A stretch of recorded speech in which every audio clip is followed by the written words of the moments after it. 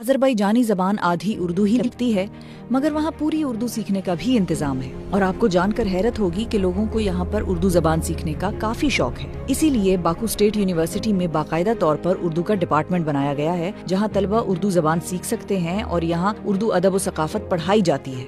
Baku state university के Urdu department में ये उस्ताद हैं, मेरे साथ मौजूद हैं दोस्त इब्राहिम। अस्सलाम वालेकुम। वालेकुम अस्सलाम। ठीक ठाक हैं? ठीक ठाक हैं, सब ठीक ठाक हैं। अच्छा इब्राहिम, ये बताएं कि बाकू स्टेट यूनिवर्सिटी में आप उर्दू डिपार्टमेंट में प्रोफेसर हैं। प्रोफेसर है, उस्ताद। अच्छा, वैसे अब ये भी इंटरेस्टिंग टर्म आपने बताई है। आप पहले फर्क बता दें उस्ताद का और प्रोफेसर का। उस्ताद ये पेशा है, लेकिन प्रोफेसर दर्जा है। इब्राहिम, ये बताएं कि आपके कितने स्टूडेंट्स हैं जो पास आउट हो चुके यूनिवर्सिटी से, उर्दू में डिग्री लेके जा चुके हैं? अभी तक उर्दू डिपार्टमेंट से 100 से ज़्यादा तालिब इल्म ने ग्रेजुएशन की। इब्राहिम, उर्दू में आपने भी तालीम हासिल की है और अब आप आगे तालीम भी उर्दू में दे रहे हैं, उर्दू पढ़ा रहे हैं लोगों को। उर्दू क्यों?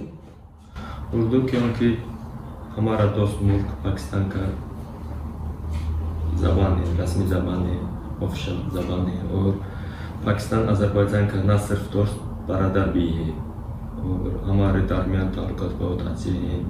और उर्दू और अज़रबैजानी ज़बान एक चीज़ है, मुश्तरक है और सीखना भी आसान है हमारे लिए।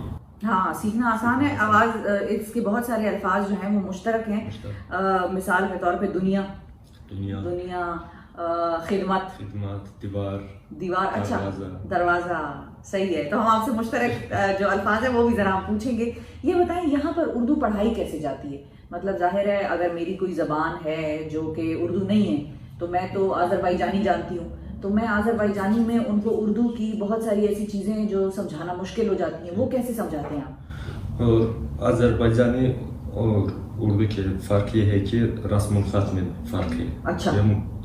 सिर्फ तालिब इल्मों के लिए ये सिर्फ मुश्किल होते हैं सबसे पहले, और ये मुश्किलात हल करने के लिए हमने एक किताब लिखा है यहाँ पे, और वहाँ पे रस्म ख़त से शुरू होता है, किस तरह लिखे हैं, अव्वल पहले से दरमियान में और आखिर में हुरूफ किस तरह लिखा जाता है।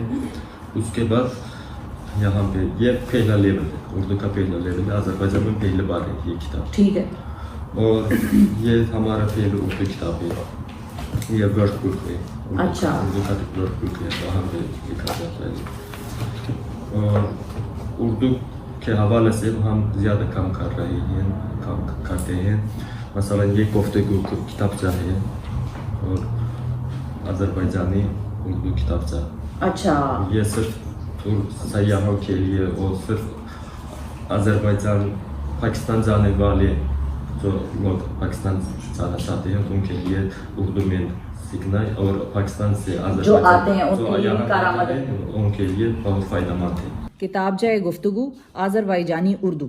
अब इब्राहिम, अगर हम आपसे ये कहें कि इसमें उर्दू भी लिखा है और इसमें अज़रबैजानी के भी जो जुमले हैं वो लिखे हुए हैं, मिसाल के तौर पे ये अज़रबैजानी वालों के लिए।